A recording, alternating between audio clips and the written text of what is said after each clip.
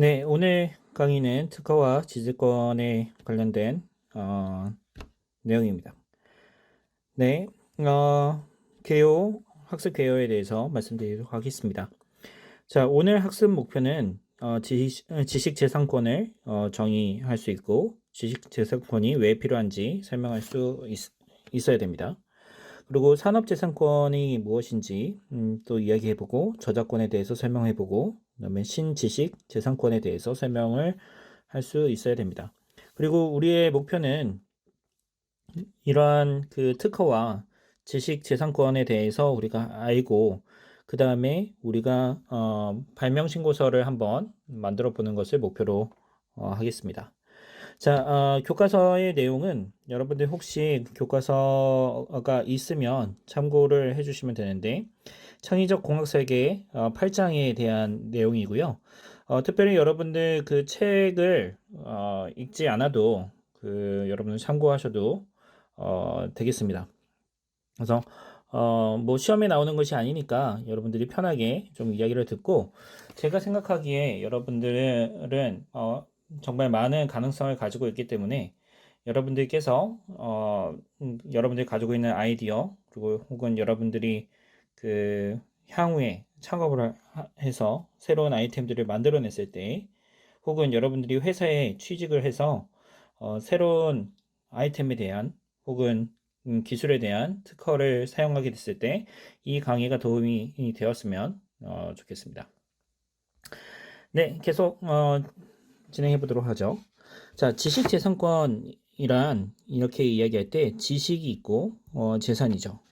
자, intellectual property라고 이야기하는데요. 이 지식이라고 정의하는 intellectual 하고 그 다음에 property 여기 뭐 소유물 이렇게 이야기를 하죠. 그래서 우리가 이야기할 때 지식재산이다 라고 이야기하면 지적인 활동을 통해 탄생하는 모든 형태의 창작물을 의미합니다. 중요한 건 여기 창작물이라는 거죠. 자, 지식재산권이라는 것은 여기 권리죠, 권리. 그래서 인간의 지적 활동을 통해 탄생한 지식재산에 대한 법률상의 권리를 의미합니다. 자, 법률상의 권리에 있겠으니까 법적으로 보장해주는 권리라는 것이죠. 자, 지식재산의 분류를 생각해 보면 산업재산권, 그 다음에 저작권, 신지식재산권 이렇게 있습니다. 자, 산업재산권에 있어서는 산업에 관련된 내용일 거고요. 저작권은 뭐 창작물에 대한 부분들이 있을 거고요. 신지식재산권은 지금 시대가 너무 빨리 변하고 그 다음에 다양한 분야에서의 이런 지식재산권이 필요함에 따라 이제 만들어지게 된 부분입니다. 그래서 지식재산권의 분류를 이렇게 보게 되면 다음과 같습니다. 지식재산권이라고 이렇게 이야기했을 때 산업재산권, 저작권, 그 다음에 신지식재산권 이렇게 있고요. 자, 특허하고 실용신안권, 디자인권, 상표권 이런 것이 이제 산업과 관련된 재산이 되겠습니다. 자, 저작권 이렇게 이야기하면은 좁은 의미에서의 저작권은 뭐 학문, 문학, 예술 분야에 있어서의 창작물이 되겠고요. 저작 임적권은 뭐 여러분들이 그 버스킹을 해가지고 그거를 이제 녹음을 한다. 그러니까 뭐 예를 들면 여러분들이 버스킹을 했어요. 그 다음에 그 버스킹을 했는데 그거를 누가 사진을 찍어가지고 혹은 동영상을 찍어가지고 유튜브에 올렸는데 그게 뭐 100만 조회수가 이렇게 된다고 하면 그러면 이제 좀 복잡해지는 거죠. 그래서 그러면은 그거를 만들어낸 사람이 권리를 가지느냐 아니면 그걸 촬영한 사람이 권리를 가지느냐 되게 복잡한 문제가 나오게 됩니다. 그래서 이런 창작물의 실현과 음반 제작과 방송 사업자들의 권리들을 보장하기 위해서 이런 저작 인적권이라는 권리가 제공되어 있고요. 신지식 재산권에 있어서는 첨단 산업 재산권, 예를 들면 설계도 같은 경우, 혹은 생명공학의 기술, 그다음에 품종에 있어서도 이제 재산권으로 가져갑니다. 특별히 외국에서 우리 종자를 이제 이 그 새로운 품종을 만들어냈을 때 뭐 이 관련돼 가지고 유전학적으로 뭐 로열티를 내느냐 안 내느냐 뭐 이런 내용들이 많이 나와요. 뭐 예를 들면은 어떤 신품종이 만들어져 가지고 우리가 식품 종자를 만들어냈잖아요. 개량을 했습니다. 개량을 했는데 그 개량한 게 이제 뭐 꽃씨가 날려가지고 이제 수정을 해가지고 뭔가 새로운 그 교배를 통한 새로운 품종이 만들어지게 되면 그거에 대한 그 권리를 또 누가 가지고 있거냐 뭐 이런 것도 이렇게 있어요. 옛날에는 뭐 여러분들 문익점이 그 모카씨를 가지고 와가지고 우리나라에서 이제 모카를 재배했는데 요즘에는 그렇게 되면은 특허 침해가 되고 권리 산업 재산권의 침해가 돼서 로열티를 이게 엄청나게 물게 되는 겁니다. 자, 산업 저작권으로 이렇게 해서 컴퓨터 프로그램, 뭐 알고리즘, 인공지능, 디지털 컨텐츠, 뭐 데이터들 이렇게 들어가고요.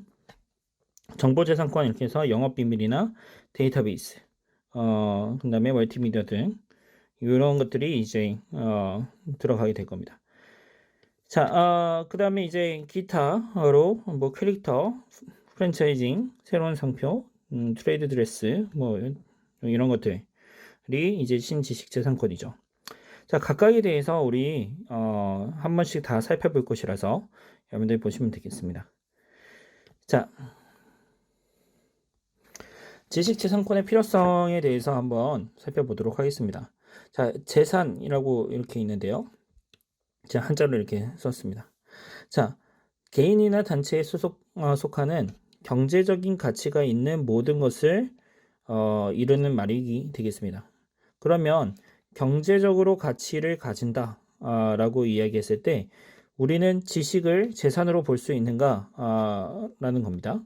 자, 사실은 우리가 지식을 보면 재산으로 이야기할 수 있죠. 문제는 우리가 이 재산이라는 것 자체가 유형의 것인데 지식은 요거는 무형이잖아요. 자, 무형의 것을 유형의 것으로 이야기할 수 있는가? 라고 보는 겁니다. 그러면 무형이기 때문에 가치를 경제적인 가치라고 했잖아요. 가치를 매긴다면 얼마나 혹은 어떻게 매길 수 있는가라는 거죠. 자, 이런 내용들 때문에 우리 지식재산권에 대한 부분들이 되게 민감하고 그 다음에 또 재산권 권리잖아요. 권리의 침해를 이제 판단하고 그 다음에 그 피해 범위를 판정하는 것도 굉장히 복잡하고 어려운 내용이 되겠습니다. 자, 일단은 지식재산이라는 것 자체가 복제가 용이합니다. 그리고 이익을 쉽게 침해당할 수 있는 문제를 가지고 있죠.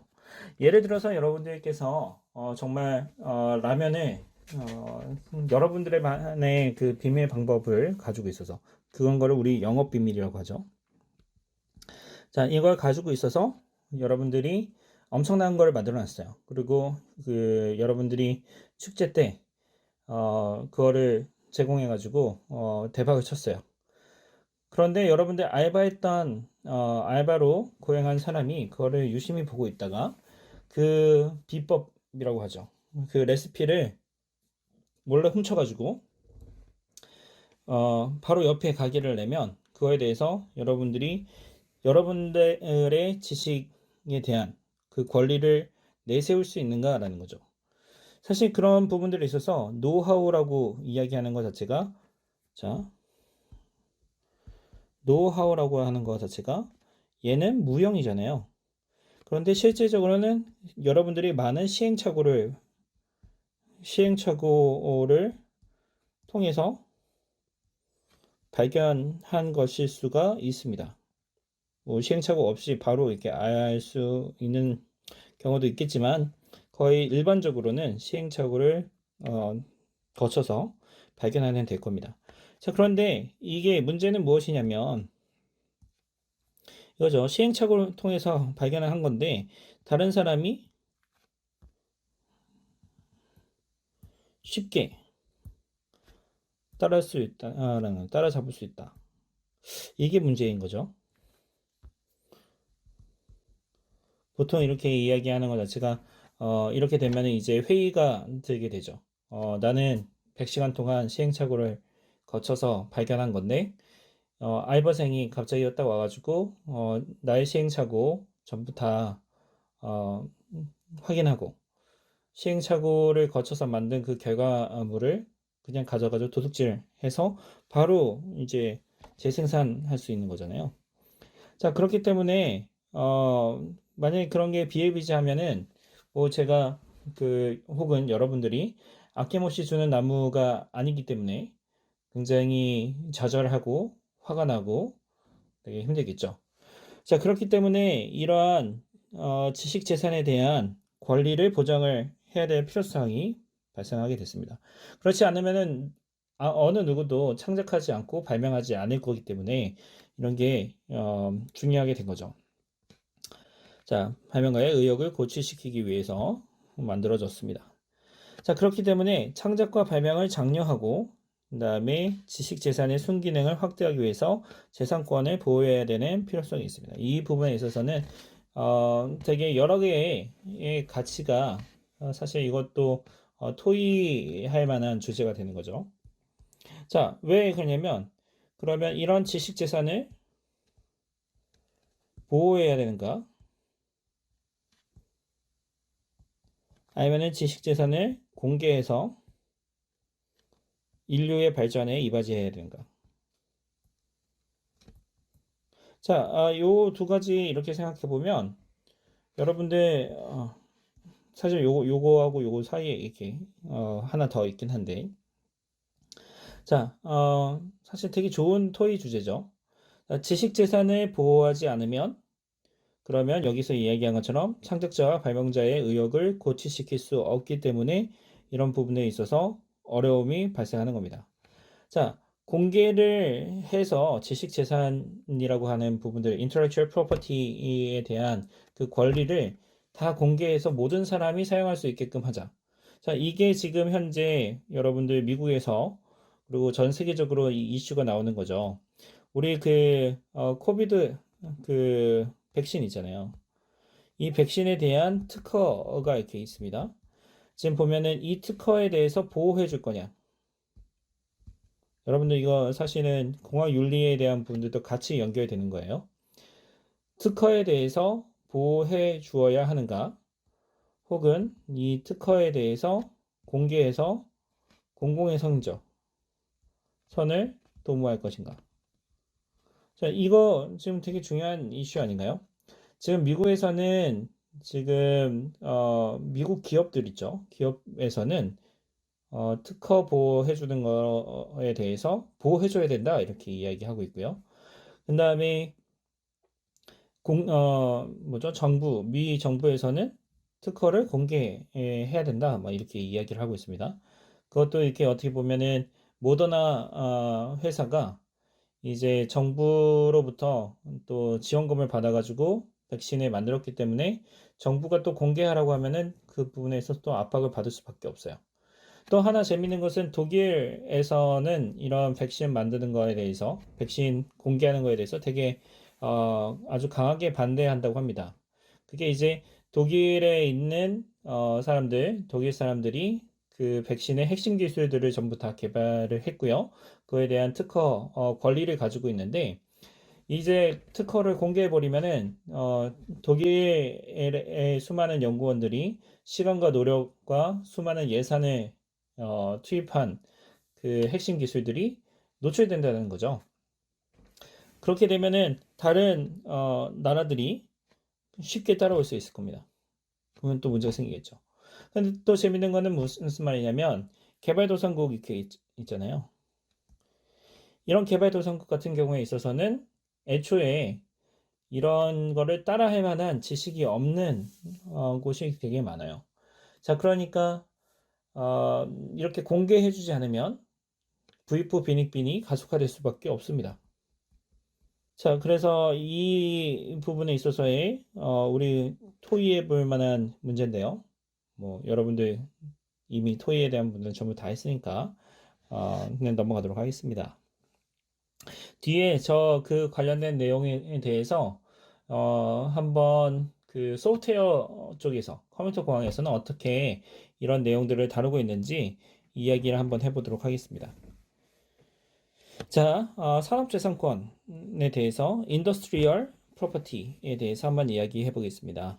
자, 산업재산권이라는 것 자체는 물질 문명의 발달에 기여하는 발명, 고안, 디자인, 식별 표식 등에 대해서 보호 대상으로 하는 특허, 실용실한, 디자인, 상표에 대한 권리입니다. 자, 그러니까 뭐 보게 되면은 대응되면 특허, 실용실한, 디자인, 뭐 식별 표시 이런 거죠. 자, 특허는 이렇게 보게 되면 핵심이나 원천 기술에 대한 부분이고요. 그 다음에 실용실현에 대해서는 소발명입니다. 자, 디자인은 말 그대로 디자인권, 상표는 상표의 식별 표시고요. 등록 요건을 이렇게 보게 되면은 일단은 기본적으로 어떠냐면 산업상의 이용이 가능해야 됩니다. 산업상의 이용이 가능해야 되고요. 이것도 공업상의 이용 가능성, 요거는 대량 생산이 가능해야 된다. 에 대한 얘기가 나오고요. 식별할 수 있고 부등록 사유에 대해서 미해당되는 상표권이 이렇게 있습니다. 자, 특허를 이렇게 보게 되면은 특허, 발명을 실시할 권리를 독점으로 부여를 해주는 겁니다. 그리고 등록을 기준일부터 20년 동안 보호를 해주죠. 뭐 미국 같은 경우에는 100년도 이렇게 한다 이렇게 얘기 들은 바 있습니다. 자, 그래서 이 등록 요건들을 이렇게 보게 되면 기본적으로 신규성과 진보성을 가지고 있어야 돼요. 최초로 뭔가 만들었던지 아니면 진보, 기존에 있었던 것보다 더 좋던지 이런 것들이 만들어져야 됩니다. 우리 이 특허나 뭐 다른 요 지식재산권에서 가장 이제 쉽게 나오는 것이 무엇이냐면 용어 중에서 되게 중요한 용어가 무엇이냐면 신규성과 진보성이죠. 그래서 기존에 있었던 것보다 더 앞에 나가느냐 아니면 기존에는 없었던 것이냐 이게 되게 중요한 내용입니다. 네, 신규와 진보성인데 자, 아주 되게 유니크한 문구가 이렇게 있거든요.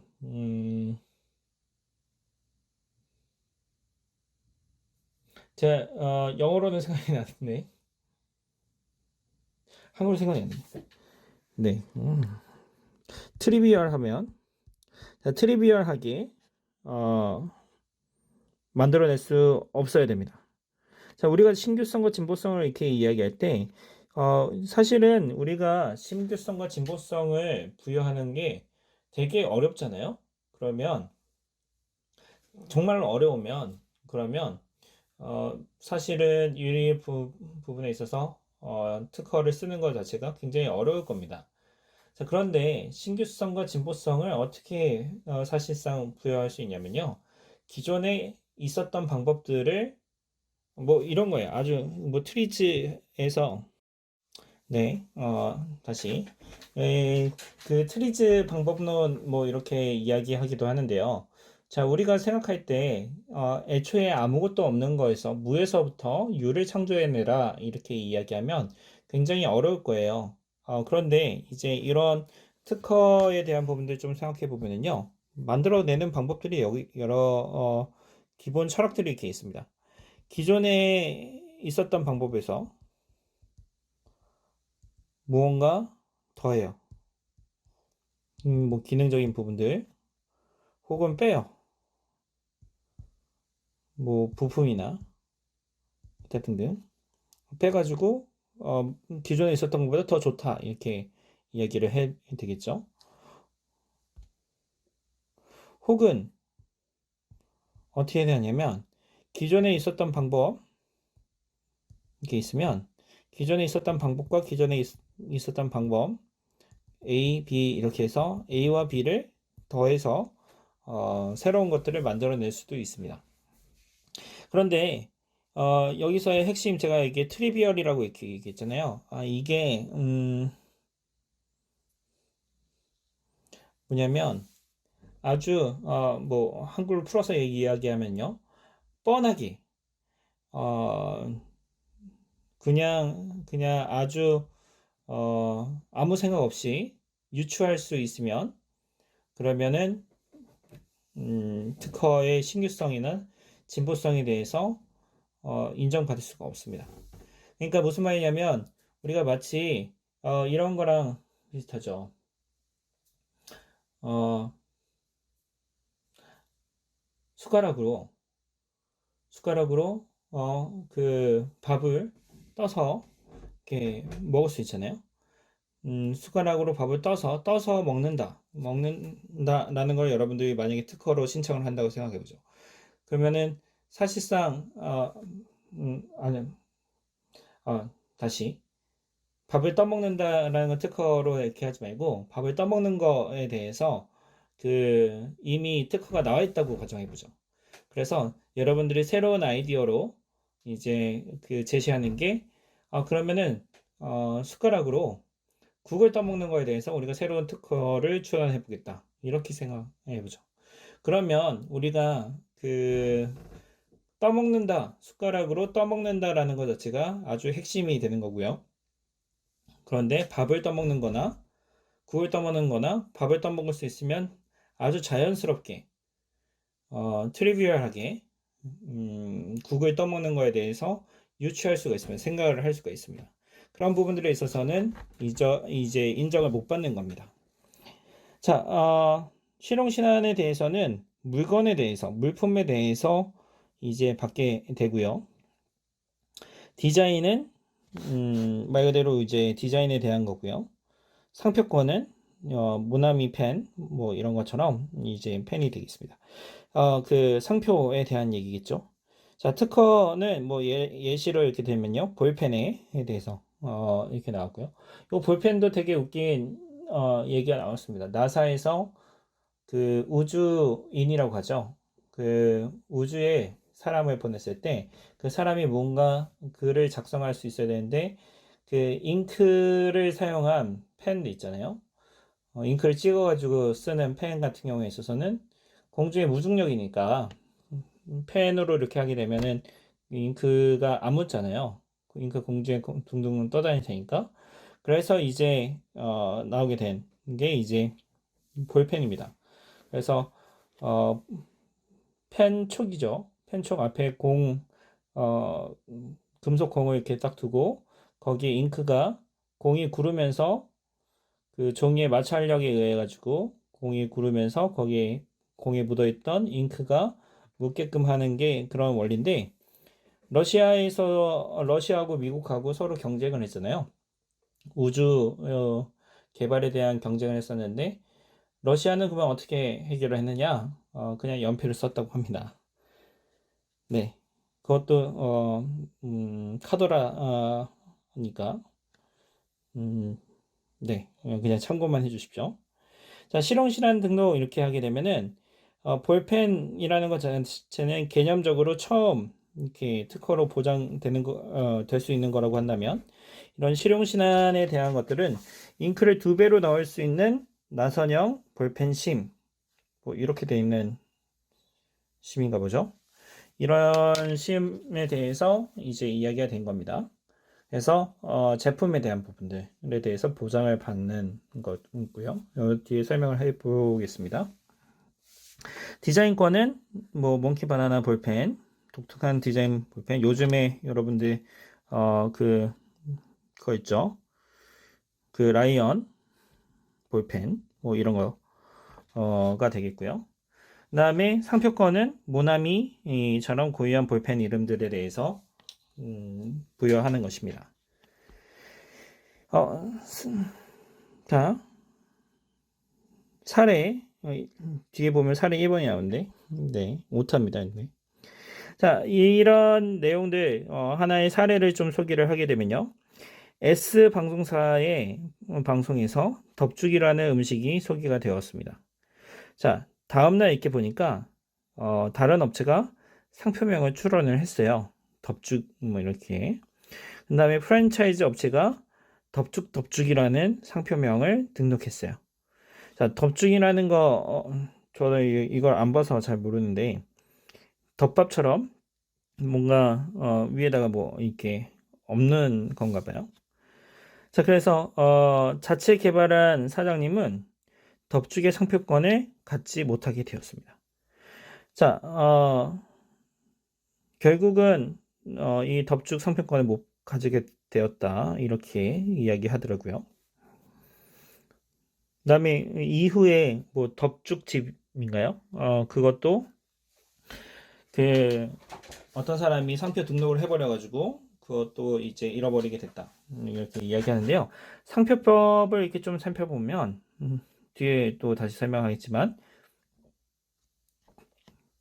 상표를 먼저 만든 사람이 권리를 받는 것이 아니고 출원 신청을 먼저 한 사람이 그 권리를 가지게 됩니다. 결국 중요한 게 자기의 권리는 스스로 보장을 받아야 되는데 그 덮죽집을 만든 등록한 사람 있잖아요. 그 사람은 뭐 TV 인터뷰였던가요? 기자 인터뷰 이렇게 하면서 자신은 이런 예능 프로그램을 안 봤다라는 거예요. 그래서 자기가 평소에 생각하고 있었던 거를 등록했다라고 이야기하는데 뭐 도의적으로 문제될 수 있지만 실제 권리적으로 본다고 한다면 잘못된 게 없습니다. 실제로도 여러분들 정말 많은 사람들이 그 상표를 먼저 선점하려고 하고 그 다음에 인터넷 도메인 주소도 먼저 선점한 다음에 그 다음에 그거를 이제 팔아서 먹는 거 뭐 많이 하죠. 그래서 그런 부분들에 있어서 아주 하이에나처럼 그런 것만 이제 하는 사람들도 있습니다. 자, 그래서 여기서 중요한 부분들은 그렇게 해라 가 아니고 여러분들의 권리는 여러분들 스스로 보장을 해야 되는 거고요. 다른 누구도 그 권리를 보장해 주는 것이 아니고요. 자기가 스스로 찾아서 해야 된다는 거고요. 그 다음에 여러분들 혹시 아이디어가 있다고 한다면 그리고 그게 대박을 칠 수 있는 아이디어라고 한다면 먼저 보호를 받고 보호 장치들을 전부 다 만든 다음에 그 다음에 진행하는 것이 필요한 것입니다. 자, 산업재산권의 등록 요건들 이렇게 한번 봐보죠. 자, 산업상의 이용 가능성이 있어야 됩니다. 자, 산업상에서 이용 가능한다라는 말 자체가 우리 다양한 산업에 이용할 수 있어야 된다는 거죠. 자, 그리고 즉시 실시 가능한 것뿐만 아니라 장래에 실시 가능한 것도 포함을 합니다. 자, 제가 그 사례에 대해서 하나 이렇게 찾아왔는데요. 소니에서 만든 그 이번에 출시한 특허가 되겠습니다. 자, 게이머용 자율형 동반자 로봇 특허라고 이야기하고요. 자, 이 소니의 게이머용 자율 동반자 로봇 특허는 게이머하고 대화를 해요. 그래서 감정을 공유하는 로봇이에요. 뭐 예를 들면은 이런 거겠죠. 게임을 했는데 사용자가 뭐 위닝이나 뭐 피파 같은 게임을 했는데 골을 못 넣었어요. 자, 그러면 되게 막 짜증나고 화가 나죠. 그거를 이제 인식을 해가지고 로봇이 뭐 이런 거 네. 사람의 감정을 추론할 수 있는 감정 추론 장치. 이게 지금 보면은 특허에 들어가 있는 내용입니다. 사람의 감정에 따라 로봇의 내부 상태를 결정하는 내부 상태 관리 장치. 로봇이 해야 할 일을 파악하는 행동 관리 장치. 결정된 행동을 수행하는 출력 장치. 그래서 보면은 감정 추론, 그 다음에 상태 결정, 행동 관리, 그 다음에 출력 처리. 이런 거겠죠. 센싱 하고 그 다음에 센싱에 따라 가지고 상태 결정하고 그 상태에 따라서 어떤 행동을 해야 되는지 관리하고 그거에 따라 가지고 행동을 수행하는 이런 특허를 제출했습니다. 이렇게 특허하게 되면 이 관련된 내용들은 전부 다 보장을 받아요. 자, 이거 뭐 재밌는 거 네, 저 혼자 재밌나요? 자, 재밌는 거 이렇게 딱 이야기해 보면은요. 여러분들 그 게임 콘솔 여러분 좋아하는 게 있는지 모르겠는데 콘솔 전쟁이라고 이렇게 얘기를 해보죠. 엑스박스에서 무엇이 나오냐면 키넥트라는 게 나왔어요. 이게 이제 적외선 센서랑 그다음에 그 카메라 센서, 뎁스 카메라를 사용해서 사용자의 그 행동과 그다음에 사용자의 포즈들을 인식을 해가지고 그거를 가지고 게임을 만들어냈습니다. 그런 것들을 우리 뭐라고 이야기하냐면 NUI라 이렇게 이야기하는데 Natural User Interface라고 이야기합니다. 그래서 뭐 키보드 마우스를 사용하지 않고 그냥 맨손을 가지고 컨트롤할 수 있게끔 해주는 거고요. 자, 그런 다음에 이제 또 뭐가 있었냐면요. 닌텐도에서 그 위라는 게 있었죠. 이 위는 그 위봉 이렇게 있었거든요. 그걸 아주 테니스도 하고 뭐 피트니스도 하고 이렇게 있었는데 그것도 지금 보게 되면은 뭐 다양한 그 통신을 합니다. 그다음에 그 소니에서 플레이스테이션이죠. 플레이스테이션에서도 비슷하게 이제 무브봉 플레이스테이션 무브라는 그 플랫폼을 만들어 가지고요. 이렇게 했었는데 얘는 컴퓨터 비전을 사용해서 유저 인터페이스를 구현을 했습니다. 자, 이렇게 다 각각 다 다르게 뭐라고 해야 되나요? 여기 컨트롤러 이렇게 있는데 여기 보면은 각각 다 달라요. 각각 다 다른데 왜 다르냐? 다 특허로 걸려져 있기 때문에 그런 것입니다. 그래서 그렇게 돼 있는데 이런 게임 산업에서 사용할 수 있는 특허들 그리고 기존에 있었던 특허들을 피해가면서 전부 다 만들어야 되겠죠. 하지만 지금 이 게이머용 로봇 이렇게 보게 되면은 지금 만들어서 유통되고 있느냐? 그렇지 않고 있습니다. 향후에 뭐 10년 뒤, 20년 뒤에 나올 수도 있는 내용들인데 지금 이렇게 특허는 미리 낼 수가 있습니다. 자, 신규성입니다. 출원하기 전에 이미 알려져 있는 기술은 아니어야 됩니다. 자, 엘리샤 그레이라는 사람인데요. 벨과 여러분들 전화를 발명한 사람 이렇게 이야기하면 그 벨 얘기를 하죠. 그래서 벨 연구소 유명하잖아요. AT&T의 전신이죠. 자, 이렇게 하는데 실제로는 엘리샤 그레이라는 사람이 먼저 개발을 했다고 합니다. 벨과 동일한 날에 전화 특허를 신청했는데 2시간 먼저 벨이 그 특허를 신청을 했대요. 그래서 특허권을 벨에게 내어주었다고 합니다. 그런데 재밌는 거는 뭐냐면 앞에서 있었던 거하고 비슷하긴 한데요. 가변 저항을 사용해서 전화로 이 엘리샤 그레이가 만든 방법이죠. 제안한 방법이 가변 저항을 사용했다고 해요. 그래서 벨이 사용한 방법보다 훨씬 더 좋은 방법을 고안했는데 문제는 벨이 특허를 제출할 때 가변 저항에 관한 사항들도 추가해서 제출했다고 합니다. 그렇기 때문에 결국 벨이 해당 특허 권리를 가지게 되는데 뭐 역사가들이 뭐 많은 이야기들을 합니다. 뭐 그 벨의 그 특허 등록을 대행해준 그 친구가 특허청에 또 아는 사람이 있어가지고 거기로부터 미리 정보를 받아가지고 특허에 추가했다는 뭐 그런 내용도 있고요. 뭐 제 특허청에서 있던 자료를 참고해가지고 이렇게 본 거라서 뭐 그런 내용도 있다고 합니다. 그래서 되게 억울하게 됐죠. 이미 알려져 있는 기술, 뭐 알려졌는지 안 졌는지는 알 수는 없겠지만 2시간 먼저 등록했다고 해가지고 그게 선행 기술이 되어버린 겁니다. 그래서 결국은 이 엘리샤 그레이는 아무것도 할 수가 없었다고 합니다. 자, 산업재산권의 등록 요건 이렇게 또 보면 진보성이 이렇게 있습니다. 선행 기술이죠.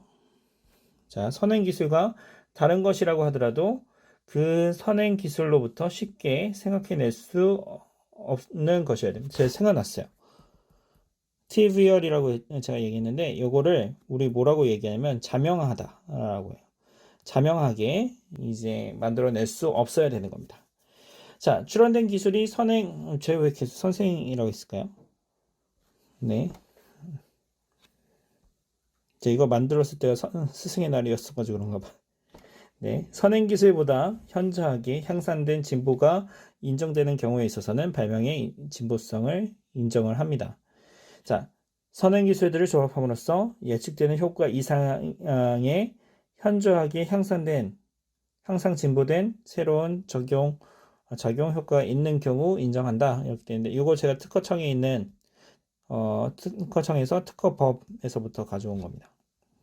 이때 이야기할 때 이 진보성에 있어서 가장 중요한 게 TSM이라고 하는데, Teaching, Suggestion, Motivation. 요 세 가지인데요. 기존에, 진보성을 판단하기 위해서 기존 기술이 이렇게 있죠. 자, 기존 기술이 있긴 있는데 그 기존 기술이 지금 현재 제한하려는 기술이 있어요. 그러면 기존 기술을 통해 가지고 제한하려는 기술을 유추해낼 수 있도록 만들어낼 수 있도록 가르치거나 그래서는 안 된다는 거죠. 암시하거나 이런 기술을 보니까 뭐 부족한 부분들이 있어서 그 부족한 부분들을 그냥 채워넣기만 하면 되겠다. 그러니까 일부러 그렇게 하는 경우도 있겠죠. 혹은 이 기존 기술로 인해서 모티베이션으로 제한하려는 기술 혹은 방법들이 이제 도출되는 경우에 있어서 이런 부분들은 진보성이 인정이 안 되게 되는 겁니다. 자, 결국 그래서 사실상 이전하고 차별성을 부여하는데 그 차별성 부여하는 부분들에 있어서 정말 다양하게 고려해야 되는 요소들이 나오는 거죠.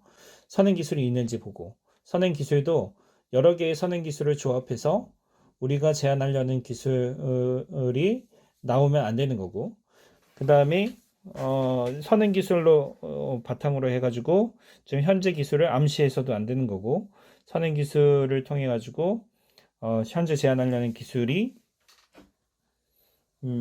기술에 대한 모티베이션을 제공하면 안 되는 거고요.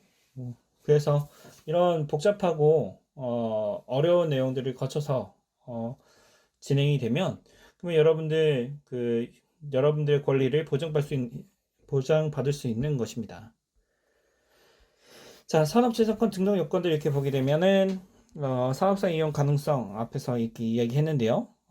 특허법의 목적이 산업 발전에 기여하는 데 있기 때문에 산업상의 이용 가능성이 있어야 됩니다. 보통은 우리가 산업이다 이렇게 이야기하면 그 유용하고 실용적인 기술에 속하는 모든 활동을 이야기하고요. 파리조약 제1조의 3항 이렇게 보게 되면 그 엄격한 의미의 공업 및 상업뿐만 아니라 농업이나 채취산업의 분야, 제조, 천연의 모든 상품, 포도주, 곡물, 단면잎, 과실, 가축, 광물 등에 대해서도 적용이 됩니다. 그러니까 요 종자가 되겠죠.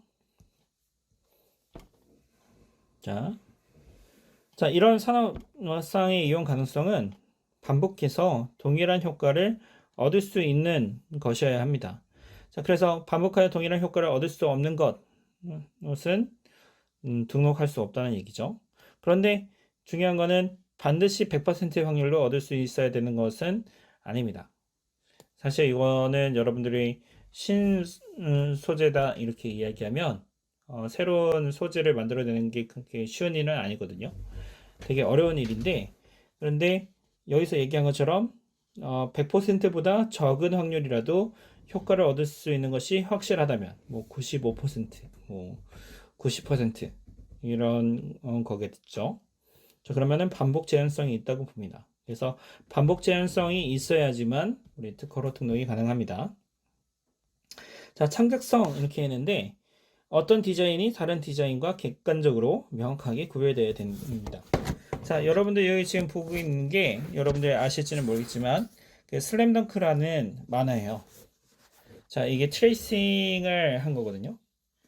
왼쪽은 이제 NBA에서 그 운동 선수들이 지금 운동하는 것들을 이제 사진을 찍은 거고요. 오른쪽에는 이제 따라 그린 거죠.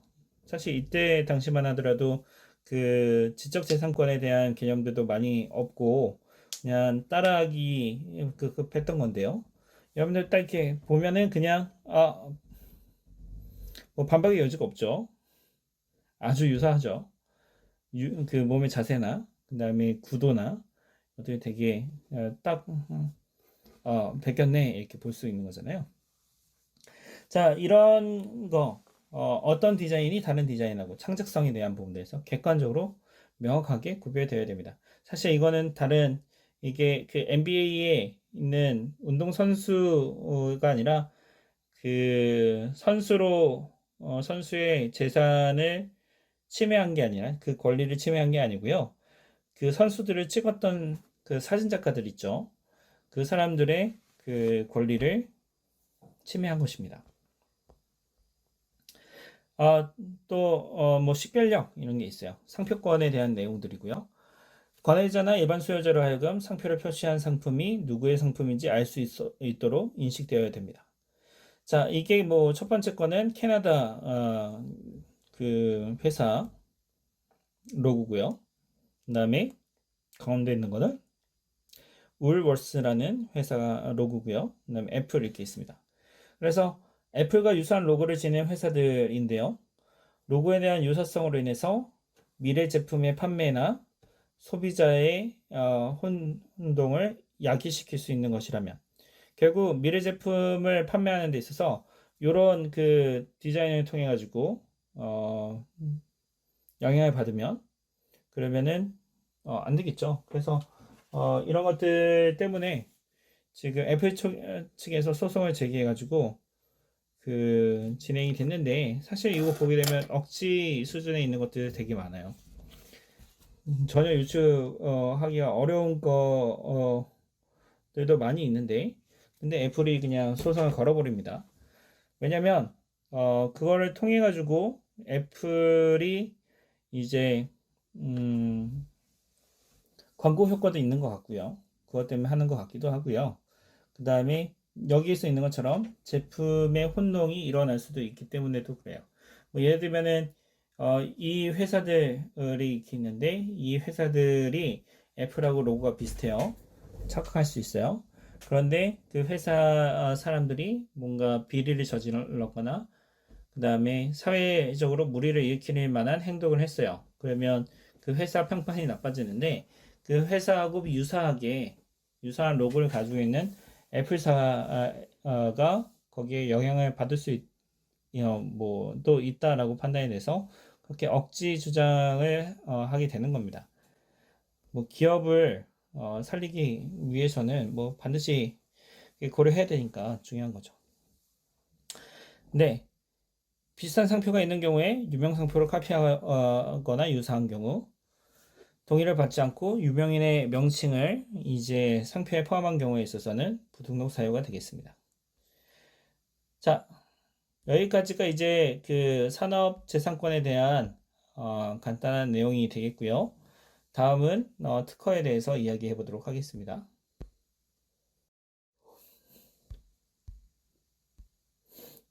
자, 특허 이렇게 보면은요. 자연법칙을 이용한 기술적 사상의 창작으로 고도의 것을 말합니다. 기술적 사상의 창작입니다. 네. 원천 기술, 핵심 기술 같이 고도화된 발명에 대한 권리를 나타내고요. 자, 여기서 발명자에게 일정 기간 동안 독점적인, 요게 핵심이죠. 독점적인 실시권을 부여합니다. 자, 발명을 했습니다. 발명을 했는데 그 발명이 누구 것이냐? 그게 사실 발명가가 이제 드러나는 것이기 때문에 명성이 이렇게 있죠. 발명은 이렇게 했지만 그 소유 자체는 내 것이지만 그 실시하는 거는 다른 사람이 가질 수도 있습니다. 그 실시권을 다른 사람한테 팔 수도 있는 거거든요. 자, 그렇기 때문에 독점적인 실시권을 발명자에게 주고요. 발명자가 그거를 다른 실시권 자체를 다른 사람한테 팔거나 아니면은 자신의 소유를 이전할 수도 있는 것이죠. 결국 배타적 지배권을 의미를 합니다. 자, 기술적 사상으로 표현되기 때문에 발명품 자체가 없어도 특허로 등록될 수가 있습니다. 기술적 사상, 생각으로만 도 할 수 있다는 거죠. 자, 실용실한 이렇게 있는데요. 자, 얘는 특허하고 똑같아요. 특허하고 똑같은데 다만 차이점은 뭐냐면 물품에 대한 것입니다. 물품에 대한 형상, 구조, 조합에 대한 고안으로서 여기서도 마찬가지 기술적 사상의 창작물에 대한 권리입니다. 자, 발명, 특허하고의 차이점은 고도성을 요구하지 않는다라는 거고요. 그 다음에 물품에 관련돼서만 이제 권리를 인정받습니다. 보통 이런 것들은 어떤 거냐면 생명주기가 굉장히 짧은 것들에 대해서 이야기하고요. 기존에 있었던 걸 좀 개량했다. 이렇게 되는 거고요. 이미 발명된 것을 좀 더 응용해서 더 편리하고 유용하게 개량 가능하도록 만든 것이 이제 실용실현권이 되겠습니다. 자, 여기 있는 게 이제 그 슈피겐 코리아 회사에 있는 제품인데요. 이 슈피겐 회사에 있는 제품 보게 되면은 스마트 링이죠. 그래서 뒤에 그 링을 끼고 핸드폰을 파지했을 때 핸드폰이 떨어지지 않게끔 하려고 이런 액세서리를 만들어서 파는데, 여러분들이 보는 액세서리들 이렇게 있죠. 전부 다 이런 특허 위에서 만들어지는 겁니다. 그래서 여러분들 그 제품들 있잖아요. 여러분들의 제품에 있어서 그 특허로 만약에 보장을 안 해준다. 뭐 그 아까 개발도상국 이야기를 했었는데 뭐 제대로 안 지킨다. 중국에서 우리가 이렇게 디자인해가지고 이거 만들면 알리익스프레스에서 하루나 일주일 사이에 카피한 제품들 마구마구 쏟아지잖아요. 그런 것처럼 뭐 보호해야 되는 것이죠. 그 물품에 대해서 보호하기 위해서 사용하는 겁니다. 자, 디자인권인데요. 뭐 물품의 현상이나 모양, 색채 이를 결합해서 시각적 미감을 일으키는 디자인에 대한 권리인데, 뭐 여러분들 오른쪽에 있는 거는 그 샘표에서 나온 깻잎 통이고요. 왼쪽은 삼성하고 이제 그 애플하고 대판 싸웠던 것 중에 하나죠. 디자인에 대한 이슈입니다.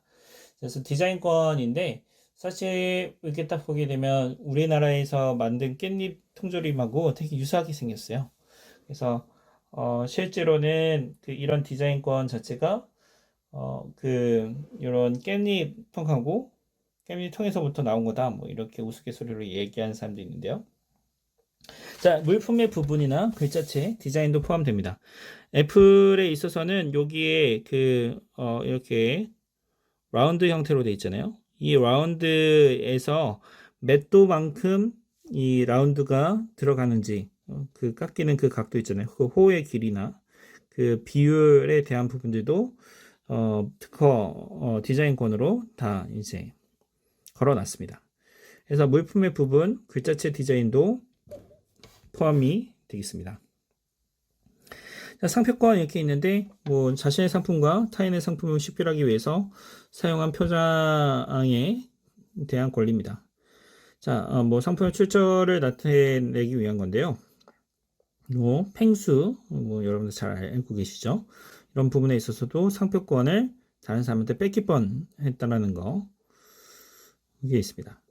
자, 카피라이트부터 한번 설명해 보죠. 자, 카피라이트라는 것 자체는 저작자가 자신의 저작물에 갖는 독점적이고 배타적인 권리를 이야기합니다. 그래서 카피라이트라고 하는데, 이 저작물이란 거 이렇게 이야기하면 인간의 사상, 감정을 표현하기 위한 창작물이죠. 그래서 창작 의욕을 말 그대로 고취하기 위해서 제정된 일종의 인센티브이고요. 그다음에 그 법으로 이제 만든 것이 이제 저작권법이 되겠습니다. 자, 이 저작권은 별도의 등록 절차 요구하지 않습니다. 창작과 동시에 보호를 받을 수 있고, 뭐 저작 인격권, 저상권으로 이렇게 구분이 되는데요. 인격권은 뭐 공표권, 성명표신권, 동일성 유지권, 결국 저자의 명예와 인격적인 이익을 보호하기 위한 권리로서 저자 인격권이 이렇게 있고요. 재산권이라는 것은 저작자의 재산적 이익을 보호하는 권리입니다. 저작물을 제3자가 이용한 것을 허락하고 그에 대한 경제적 대가를 받을 수 있는 권리이기도 하면서, 그렇기 때문에 이용 허락권이라고도 합니다. 그래서 복제권, 공연권, 공중송신권, 전시권, 배포권, 대여권, 2차 저작물 수상권, 뭐 이런 것들이 있어요. 자, 이 카피라이트인데요. 소프트웨어 분야에서는 카피레프트라는 게 있습니다. 요 라이트, 사실 이 라이트는 오른쪽 혹은 관리 오른쪽 이렇게 해석이 중의적이잖아요. 그것처럼 여기 그거에 대응하기 위해서 이제 오픈 소스 진영에서는 카피 레프트를 이야기했죠. 자, 그래서 앞에서 이야기했던 것처럼 인류의 발전을 위해서 정보를 공개해야 되는가, 혹은 발명자의 그 의지, 혹은 발명자가 좀 더 인센티브를 받아가지고 더 열심히 발명할 수 있게끔 하기 위한 방법으로서 이제 저작재산권 혹은 그 저작권에 대해서 보호해 줄 거냐, 이런 이슈들이 이렇게 있습니다. 실제로 우리 컴퓨터 사이언스, 컴퓨터 엔지니어링 이렇게 보게 되면은 오픈 소스를 많이 사용하고 있고요. 오픈 소스를 통해 가지고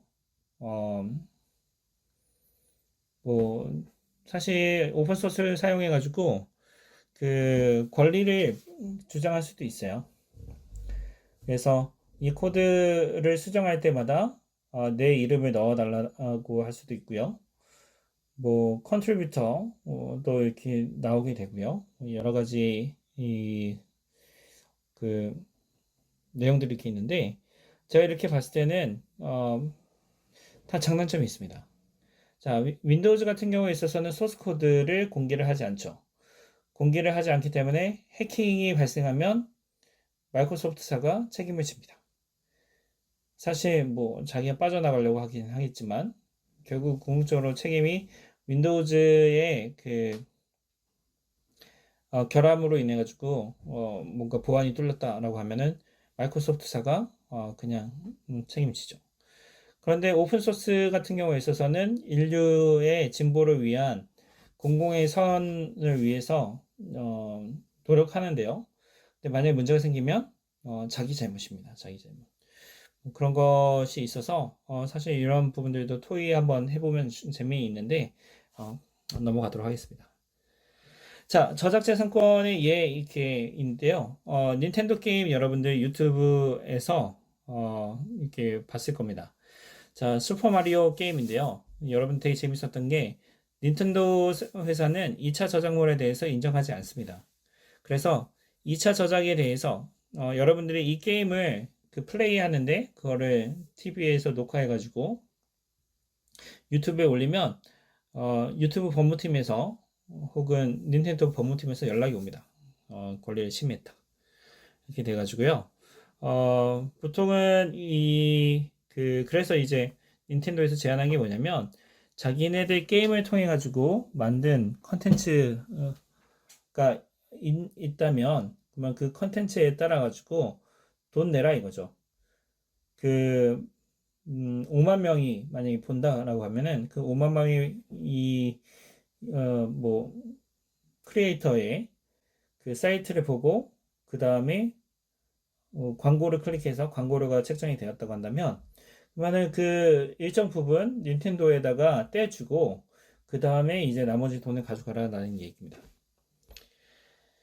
자, 뭐 얼마 안 남았으니까 계속 진행하겠습니다. 신지식 재산권은 뭐 사회 여건 정말 빠르게 변화되고 있죠. 자, 과학기술의 급속한 발전을 통해 가지고 새롭게 등장한 경제적 가치를 지닌 창작물에 대한 권리입니다. 자, 이 첨단 산업권 같은 경우에 있어서는 요즘에 많이 이슈가 되죠. 반도체 기술이 중국에 유출되느냐, 뭐 정보통신 기술, 뭐 다른 기술들이 있을 거죠. 자, 이때 정보통신, 생명공학, 뭐 우주공학, 바이오, 신세대 같은 경우에 있어서 기술 지속도가 굉장히 높고, 그 다음에 파급도 굉장히 크고요. 그다음에 산업구조의 고도화를 할 수 있는 산업에 대해서 첨단 산업 재산권이라는 것을 제시하고 보완해주고 있습니다. 보호해주고 있는 겁니다. 그래서 첨단 산업과 관련된 유무형의 지적 산출물에 대한 권리를 의미합니다. 그래서 그 반도체에 설계한 거, 혹은 생명공학 기술이나 식물의 신품 정도 해당 사항이 있는 거죠. 자, 그런 다음에 이제 산업 저작권 이렇게 있는데요. 사물, 기술 따위로 처음 발명하거나 개발한 사람에게 인정되는 저작권입니다. 그래서 컴퓨터 프로그램에 대해서 프로그램 등록증 같은 거를 이야기하고요. 자, 알고리즘, 인공지능, 디지털 콘텐츠 등에 대한 권리가 되겠습니다. 특별히 이제 특허청에서는 이제 하드웨어에 여러분들 소프트웨어를 탑재해서 동작하는 경우, 그런 경우에 있어서는 특허로 인정도 해주고 있습니다. 자, 아날로그 형태의 저작물, 실현, 음반 같은 경우에 있어서도 여러분들이 그거를 별도로 녹음해서 판매를 했다라고 이야기하면은 사실 그 부분에 있어서도 저작권 이슈가 있는 거죠. 근데 좀 복잡해요. 네. 자, 정보재산권이 있습니다. 기획, 생산, 영업 등과 같이 산업활동 전반에 관련된 정보에 대한 권리인데, 영업비밀, 아까 얘기했던 음, 그 얘기했던 것들 있잖아요. 그 요리 관련된 내용들이요. 그런 이제 영업비밀도 해당 사항이 있고요. 결국 다른 업체보다 경쟁 우위에 서기 위해서 가지고 있는 기술들이 되겠습니다. 자, 경영정보도 마찬가지로 영업비밀이죠. 기타 항목들, 캐릭터, 새로운 상표, 뭐 이렇게 있으니까 여러분들 참고해 주시면 되겠습니다. 자, 이런 상표권이나 그다음에 트레이드마크, 뭐 이런 내용들이 왜 중요하냐면 사실 네, 왜 중요하냐면요. 그 캐릭터나 뭐 상표들에 있어서 다른 업체들이 뭐 악의적인 의도를 가지고 다른 회사를 에게 피해를 줄 수도 있기 때문에 되게 중요한 내용들입니다. 뭐 예를 들면은 캐릭터도 이렇게 보게 되면은 사람들이 그러니까 아주 연예인 같은 경우에 있어서도 이런 것들이 되게 중요하죠. 자신의 이미지 자체가 결국은 새로운 가치를 만들어낼 수 있고, 그다음에 광고하는 데 있어서도 영향을 주는 게 되잖아요. 그렇기 때문에 이런 부분이 굉장히 중요합니다. 그래서 그런데 지금까지는 그것들을 보호하는 것들이 좀 없었잖아요. 특허나 뭐 디자인권이나 상표권이나 이런 부분이 잘 맞아떨어지지 않다 보니까 이런 것들 보호하는 것들이 필요하게 된 거가 되겠습니다. 특허출원 8가지 조건이 이렇게 있는데요. 기술적 사상이라고 했죠. 산업의 이용 가능성이 있어야 되고 새로운 발명해야 되고 진보되어야 되고요. 그다음에 불특허 사유 해당되지 말아야 되고요. 구체적으로 작성된 명세 써야 되고 그다음에 청구항이라고 이야기하는 청구 범위도 명확해야 되고요. 다른 사람들보다 먼저 출원해야 됩니다. 이런 조건들이 있는데 그러면 선행 기술에 대해서 조사를 해야 되잖아요. 저는 이 키프리스를 사용하는데 여러분들께서도 키프리스에서 선행 기술들에 대해서 한번 조사해 보면 좋을 것 같습니다. 자, 여기까지가 마지막인데 숙제에 이렇게 있죠. 제가 발명 신고서 설명을 좀 할 거예요. 이 발명 신고서를 통해 가지고 여러분들 지금 팀 프로젝트 있죠? 하는 내용들에 대해서 발명 신고서를 한번 작성해 보십시오. 자, 그런데 중요한 거는 팀으로 진행을 해도 되고요. 아, 난 싫다. 혼자 하겠다. 혼자 난 새로운 아이디어로 한번 써보겠다. 괜찮습니다. 자, 그래서 어, 팀으로 진행해서 제출하셔도 되고요. 개인으로 진행해서 제출해도 되는데 여러분들의 컨텐츠는 제가 보지 않도록 하겠습니다. 그래서 다만 팀으로 진행하는 경우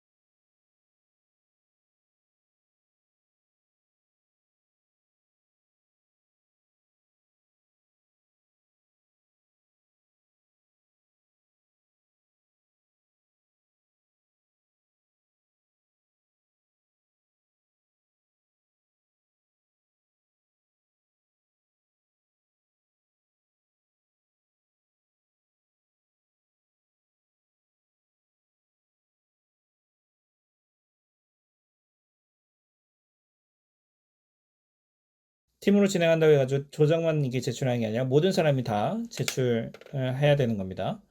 자, 요 발명신고서 부분들 양식은 제가 곧 공유해 드리도록 하겠습니다.